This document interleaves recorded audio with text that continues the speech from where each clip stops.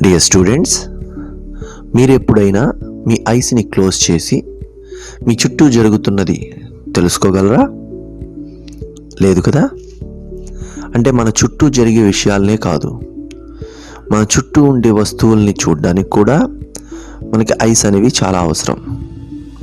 మరి రాత్రిపూట కళ్ళు ఉన్నప్పటికీ మనం మన చుట్టూ ఉన్న వాటిని గమనించడానికి లైట్ ఉంటేనే సాధ్యం కదా. రాత్రి సమయంలో లైట్ వేయకుండా మనం వస్తువులను చూడలేం. అలాగే లైట్ ఉన్న సమయంలో మన చేతిని అడ్డుగా ఉంచినప్పుడు కూడా మనం వస్తువుల్ని చూడలేం. అంటే మనకి మన చుట్టూ ఉండే పరిసరాలని కానీ వస్తువుల్ని కానీ మనం చూడగలగాలి అంటే ఏ పరిస్థితుల్లో సాధ్యమవుతుంది? మనం ఒకసారి లైట్కి సంబంధించినటువంటి ప్రాపర్టీస్ని గుర్తు తెచ్చుకుందాం. వస్తువు మనం చూడగలగాలి అంటే మనకి 3 కండిషన్స్ అప్లై అవ్వాలి. ఫస్ట్ది, లైట్ ఆ వస్తువు వద్ద రిఫ్లెక్ట్ అవ్వాలి. సెకండ్ది, రిఫ్లెక్ట్ అయిన లైట్ మన కంటిని చేరాలి. థర్డ్ వన్, ఆ కంటి నర్వ్స్ ద్వారా బ్రెయిన్కి ఇన్ఫర్మేషన్ వెళ్ళాలి. ఈ 3 కండిషన్ ఆర్డర్లో ఏ ఆర్డర్ స్కిప్ అయినప్పటికీ మనం పరిసరాలని కానీ ఆ వస్తువుల్ని కానీ చూడలేం. మనం ఈ క్లాస్లో what is reflection of light and types of reflection, అంతేకాకుండా terminology during light reflection, how to draw the reflection of light అనే వాటి గురించి తెలుసుకుందాం. వీడియోను ఒకసారి గమనించండి.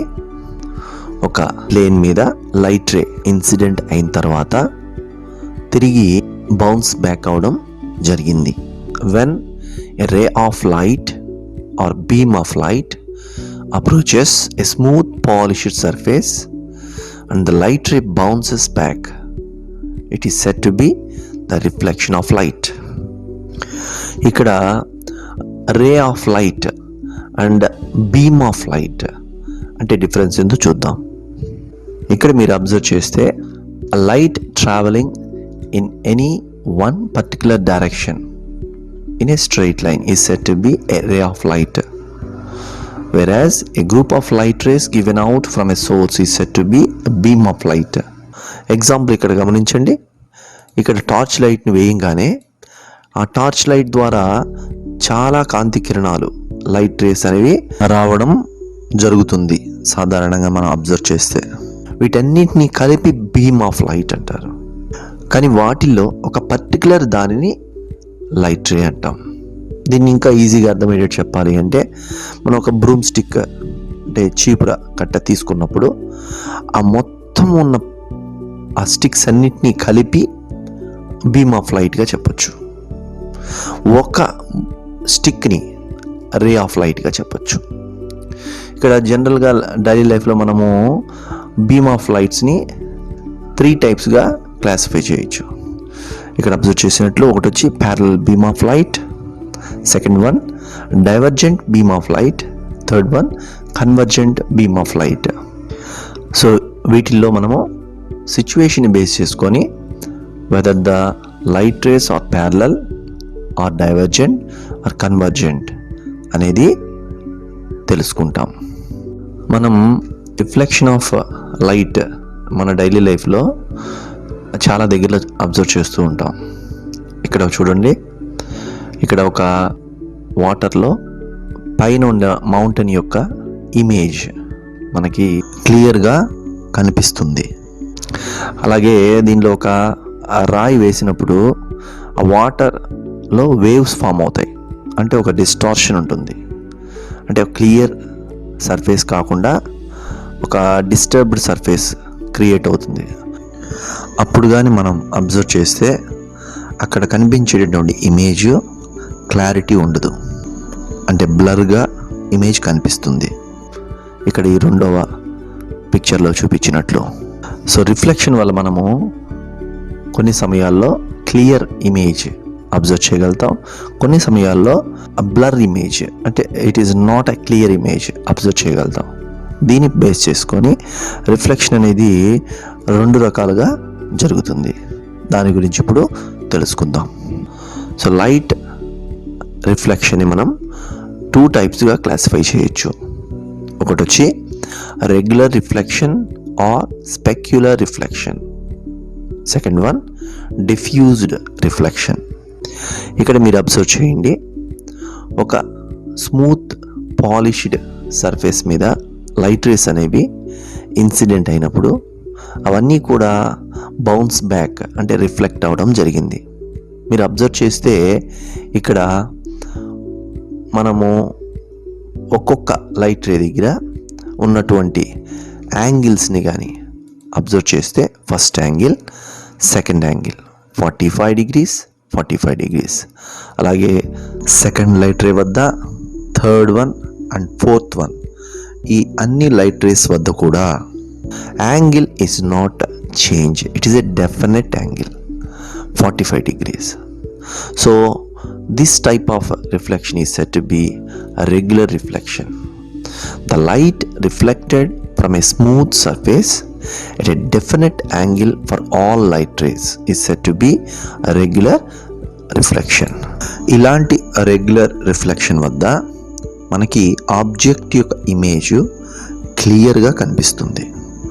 మనం ఫస్ట్ డయాగ్రామ్లో చూసినట్లు మౌంటైన్ యొక్క ఇమేజ్ ఏ విధంగా అయితే క్లియర్గా కనిపించిందో, అక్కడ every light ray incident point దగ్గర ఒక ఫిక్స్డ్ యాంగిల్ అనేది ప్రతి లైట్ రే వద్ద అదే యాంగిల్తో ఇన్సిడెంట్ అవడం, అదే యాంగిల్తో రిఫ్లెక్ట్ అవడం జరగడం వల్ల క్లియర్ ఇమేజ్ కనిపిస్తుంది. మనము మిర్రర్లో మనం తల దూకునేటప్పుడు క్లియర్ ఇమేజ్ కనిపిస్తుంది. అంటే మిర్రర్ వద్ద జరిగే రిఫ్లెక్షన్ కూడా రెగ్యులర్ రిఫ్లెక్షన్గా చెప్పవచ్చు. డిఫ్యూజ్ రిఫ్లెక్షన్ దగ్గర అబ్జర్వ్ చేస్తే సర్ఫేస్ అనేవి స్మూత్గా ఉండడం జరగలేదు. ఇది ఒక డిజార్డర్లో ఉంది surface.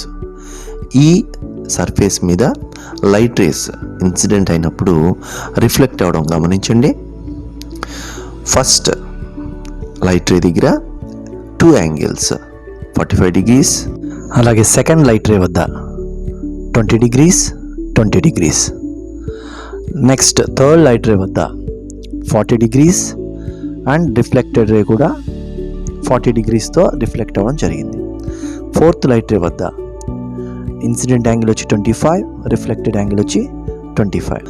So the reflection is produced by rough surfaces that tend to reflect light in all direction is said to be diffused reflection. So diffused reflection జరిగేటప్పుడు ఆ సర్ఫేస్ మీద ఒక్కొక్క పాయింట్ దగ్గర లైట్ రే ఒక్కో యాంగిల్తో రిఫ్లెక్ట్ అవ్వడం జరుగుతుంది. అంటే light ray చాలా డైరెక్షన్స్లో జిగ్జాగ్గా రిఫ్లెక్ట్ అవ్వడం జరిగింది, ఒక్కొక్క లైట్ రే ఒక్కొక్క డైరెక్షన్లో. కాబట్టి మనకి ఆబ్జెక్ట్ యొక్క ఇమేజ్ క్లారిటీ ఉండదు. So we can't observe a clear image during diffused reflection. Regular రిఫ్లెక్షన్లో మాత్రం ఏ లైట్ రే వద్ద అయినా సరే ఫిక్స్డ్ యాంగిల్ ఉంటుంది. నెక్స్ట్ మనం ఈ లైట్ రిఫ్లెక్షన్లో ఉండే టెర్మినాలజీ గురించి తెలుసుకుందాం. ఇక్కడ మీరు అబ్జర్వ్ చేసినప్పుడు the figure shows the reflection of an incident light ray on a smooth polished surface or mirror. So ఇక్కడ the point O is said to be incident point and the light ray which falls upon the surface is said to be the incident ray. ఇక్కడ PQ అనేది incident ray. అలాగే the ray that bounces back is known as reflected ray. ఇక్కడది RSగా చెప్పుకోవచ్చు. మనము ఒక perpendicular draw చేస్తే O దగ్గర, if a perpendicular is drawn on the reflecting surface at the incident point, it would be called the normal. ఇక్కడ అది ఓఎన్గా చెప్పుకోవచ్చు. అలాగే the angle between the normal and the incident ray is said to be incident angle, angle of incidence అని చెప్పొచ్చు. ఇక్కడ అది angle ఐగా చూపించడం జరిగింది. అలాగే the angle between the normal and the reflecting ray is said to be the reflecting angle, angle of reflection, angle ఆర్గా చెప్పడం జరిగింది. సో నెక్స్ట్ మనము రిఫ్లెక్షన్ ఆఫ్ లైట్ని మన నోట్స్లో లేదా ఎగ్జామ్ పాయింట్ ఆఫ్ వ్యూలో డ్రా చేయాలంటే ఎలా డ్రా చేయాలా, దీని యొక్క లేబుల్స్ ఎలా ఉన్నాయి ఒకసారి అబ్జర్వ్ చేద్దాం.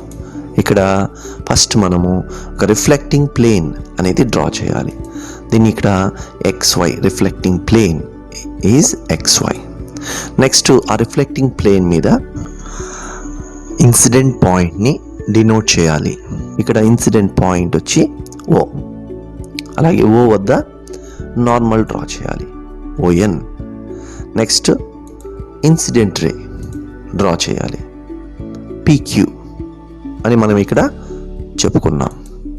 అలాగే angle of incidence, angle of reflection ఆ రెండు ఈక్వల్ అయ్యే విధంగా మనము ఒక రిఫ్లెక్టెడ్ రేని డ్రా చేయాలి. ఇక్కడ అది RS. నెక్స్ట్ నార్మల్కి ఇన్సిడెంట్ రేకి మధ్య ఉండే యాంగిల్ ఐని నోట్ చేయాలి. అలాగే నార్మల్కి రిఫ్లెక్టింగ్ రేకి మధ్య ఉండే యాంగిల్ ఆర్ని డినోట్ చేయాలి. సో ఈ విధంగా మనం లైట్ రిఫ్లెక్షన్ని మన నోట్స్లో డ్రా చేయాలి అంటే సింపుల్గా ఇలా డ్రా చేసి వాటి యొక్క లేబులింగ్ ఇలా ఇవ్వాలి.